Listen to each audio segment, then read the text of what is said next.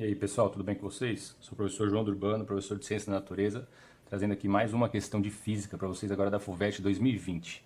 Vamos lá. Em julho de 1969, os astronautas Neil Armstrong e Buzz Aldrin fizeram o primeiro pouso tripulado na superfície da Lua, enquanto seu colega Michael Collins permaneceu a bordo do módulo de comando Columbia em órbita lunar. Considerando que o Columbia estivesse em uma órbita perfeitamente circular, a uma altitude de 260 km acima da superfície da Lua, o tempo decorrido em horas terrestres entre duas passagens do Columbia exatamente acima do mesmo ponto da superfície lunar seria de... E aí tem alguns dados NOT e ADOT que o vestibular ofereceu pra gente, tá bom? Pessoal, então a gente tem aqui, ó, vou fazer um esboço. Eu tenho a Lua, né, bem esboço mesmo. Eu tenho a Lua e em órbita, né, orbitando a Lua aqui, uma órbita circular, eu vou ter o satélite aí, o Columbia, que ele fala, né, que é a nave espacial, a nave tripulada. Então vamos supor que o Columbia seja esse nosso pontinho azul aqui, tá certo? Qual que é a distância, qual que é o raio de órbita aqui que o Columbia está, pessoal? A gente tem que prestar bastante atenção. Vai ser o raio da Lua, que eu vou colocar como R, mais a altura em que esse módulo lunar aí, Columbia, se encontra. E por que isso que eu já destaquei agora, antes até de discutir o exercício? Porque é algo que os alunos esquecem muito. Então quis deixar aqui logo no começo do vídeo. Agora vamos voltar para cá. Pessoal, quando eu falo em órbita circular, significa que eu tenho um movimento circular uniforme, tá certo? Então o módulo lunar aí está fazendo um movimento circular uniforme em torno da Lua. E quem que está mantendo esse módulo lunar em órbita? É a força gravitacional da Lua no módulo lunar. Então aqui, pessoal, a gente relaciona a força gravitacional gerada pelo módulo lunar, vai ter que ser igual àquela força que mantém os objetos fazendo o movimento circular, que é a força resultante centrípeta. Certinho, pessoal? E aí, qual a fórmula de cada uma? A fórmula de força gravitacional é a constante gravitacional vezes a massa, no nosso caso aqui, da Lua, vezes a massa do módulo, dividido pela distância entre o módulo e o centro da Lua, aqui no caso. E é essa distância D que vai ser o raio da Lua mais a altura de órbita, tá certo? A partir da superfície, aí como ele nos dá os 260 quilômetros. E a força centrípeta? Força centrípeta, pessoal, a maioria das vezes a gente vai ver a fórmula mv ao quadrado sobre r, tá certo? A gente usa bastante. Nesse nosso exercício, a gente vai usar uma outra fórmula de força centrípeta que dá para deduzir, não é o objetivo agora também, que dá para deduzir a partir dessa mv ao quadrado sobre r, que vai ser m vezes ômega ao quadrado vezes o raio, tá bom? Por que isso? Porque a força centrípeta é a massa vezes a aceleração centrípeta, e a aceleração centrípeta é ômega ao quadrado vezes o raio, ou v ao quadrado, vou colocar aqui, v ao quadrado sobre r é o que a gente encontra bastante, né? Tendo v ao quadrado sobre r ou ômega ao quadrado vezes o r, isso daqui é a minha aceleração centrípeta, tá bom? Por que eu vou fazer isso? Eu vou explicar já já. Vamos eliminar algumas coisas aqui para facilitar a nossa história. A massa do satélite, ele nem me dá, né? Do satélite não, perdão, do módulo lunar, ele não me dá, eu também não vou precisar. E aqui, pessoal, eu vou só inverter para ficar mais fácil, já que eu quero isolar ômega. Então vai dar ômega ao quadrado vezes o raio da órbita, tá? Igual constante gravitacional vezes a massa da Lua dividido por d ao quadrado. A questão aqui, pessoal, é que esse raio de órbita vai ser também o que eu chamei de d. Vou colocar aqui novamente. A distância vai ser a altura de órbita mais o raio da Lua.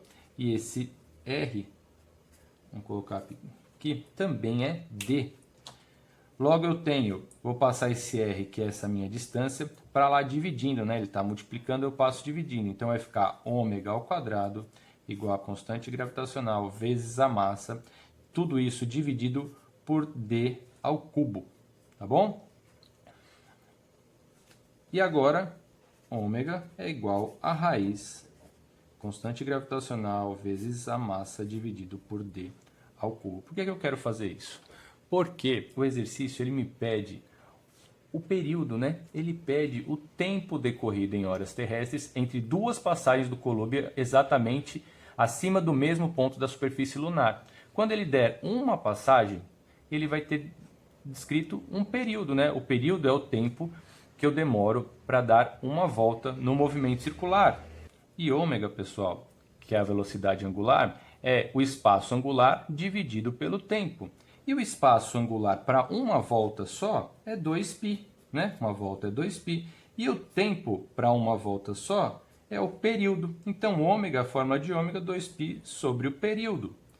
E aqui vou manter o resto da estrutura. E eu quero encontrar o período. Eu poderia isolar aqui, mas eu não vou fazer isso não. Vamos voltar lá para cima. Então, 2 vezes π, vamos separar aqui. 2 vezes π, que o exercício já me fala que é 3, tá bom? Dividido pelo período, é igual a raiz de, aqui eu tenho vários números, né? A constante gravitacional, que é 9 vezes 10 a menos 13, vezes a massa da Lua, que ele me dá 8 vezes 10 a 22 quilogramas. Tudo isso dividido pela distância ao cubo. Quem que é a distância? É a altura, que é 260 quilômetros, mais o raio da Lua, 1.740 quilômetros. Eu tenho essa distância aqui, pessoal, 2.000 quilômetros, ou também 2 vezes 10 a terceira quilômetros, tá certo? Logo aqui, então, eu vou ficar com 2 vezes 10 a terceira, tudo isso ao cubo.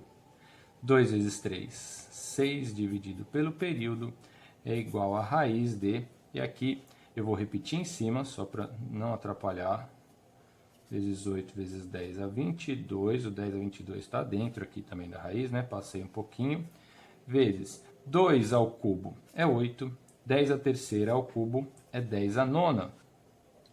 6 sobre o período é igual. E aqui a gente vai cortar bastante coisa, pessoal, por isso que a gente geralmente deixa as contas para o final. 10 a 22 vezes 10 a menos 13 dá 10 a nona. E 10 a nona eu posso cortar com esse 10 a nona aqui. Então, todas essas potências de 10 aqui eu corto. 8 com 8 eu corto.